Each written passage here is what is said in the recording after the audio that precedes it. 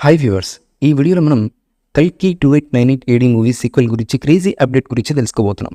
మరి ఆలస్యం చేయకుండా వీడియోలోకి వెళ్ళిపోతాం. ఇండియన్ బాక్స్ ఆఫీస్ హిస్టరీలో కల్కి 2898 ఏడీది ఓ చరిత్ర. 1000 కోట్ల వసూలు మార్క్ చేరుకున్న అతి తక్కువ సినిమాల్లో ఇది కూడా ఒకటి. రెబల్ స్టార్ ప్రభాస్ గారి స్టార్డమ్, నాగశ్విన్ గారి స్టోరీ రైటింగ్, డైరెక్షన్ స్కిల్స్ వల్ల ఈ ఫీట్ సాధ్యమైంది. దాంతో పార్ట్ 2 మీద అంచనాలు విపరీతంగా నెలకొన్నాయి. కల్కి 2898 ఏడీలో కథను పూర్తిగా చెప్పలేదు. కాంప్లెక్స్ హిస్టరీ, కమల్ హాసన్ గారి క్యారెక్టర్, సుప్రీం యాస్కిన్ క్యారెక్టర్ హిస్టరీ గురించి హింట్స్ ఇచ్చి వదిలేశారు. కాంప్లెక్స్ సుప్రీం యాస్కిన్ గురించి తెలిసిందని అనుకుంటే అంత మించి క్రేజీ అప్డేట్ ఇచ్చారు ప్రొడక్షన్ డిజైనర్ నితిన్ జిహారీ చౌదరి గారు. కల్కి 2898 ఏడీలో భైరవ ఎప్పుడూ కాంప్లెక్స్ గురించి ఆలోచిస్తూ ఉంటారు. ఏం చేసైనా సరే కాంప్లెక్స్లోకి వెళ్ళడానికి ట్రై చేస్తారు. ఒకసారి రూక్సిక్ ద్వారా వెళ్ళి తిరిగి వస్తారు. ఆ పాటలో కాంప్లెక్స్ గురించి కొంత చూపించారు. దీపికా పదుకొనే సన్నివేశాల ద్వారా మరికొంత చూపించారు. ఇక కమల్ హాసన్ గారి క్యారెక్టర్ సుప్రీం యాస్కిన్ సన్నివేశాలు గుర్తున్నాయా? కింద నీళ్లు, వాటిపైన ఆయన తేలాడుతూ ఉంటారు.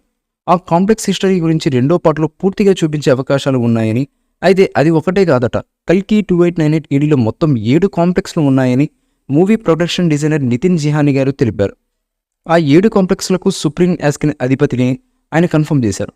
ప్రపంచంలో ఆ 7 వివిధ ప్రదేశాల్లో ఉంటాయని, కంటికి కనిపించని దైవశక్తి కలికి అక్కడ ఏం జరుగుతుందన్నది సుప్రీం యాస్కిన్ను వివరిస్తాడని నితిన్ జిహారీ చౌదరి తెలిపారు. సినిమాపై ప్రేక్షకులు మరింత ఆసక్తి, ఉత్కంఠను పెంచేశారు నితిన్ జిహారీ.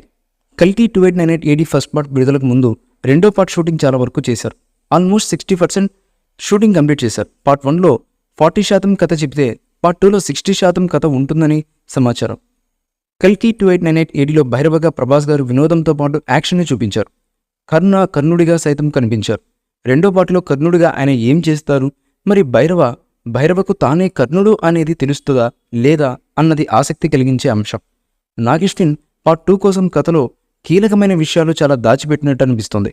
మరి కల్కి సీక్వెల్ ఎలాంటి సక్సెస్ని అందుకుంటుందో, 2000 కోట్లను కల్కి సీక్వెల్ ఈజీగా అందుకోగలదా అన్న ఆసక్తి కూడా ఇప్పుడు ఎంతో చర్చనీయాంశంగా మారింది.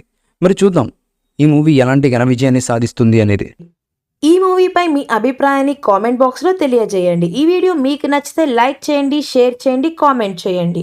మరిన్ని అప్డేట్స్ కోసం మన ఛానల్ని సబ్స్క్రైబ్ చేయండి. అలాగే పక్కనే ఉన్న గంట సింబల్ని గట్టిగా టంగ్ టంగ్ అని కొట్టేసేయండి.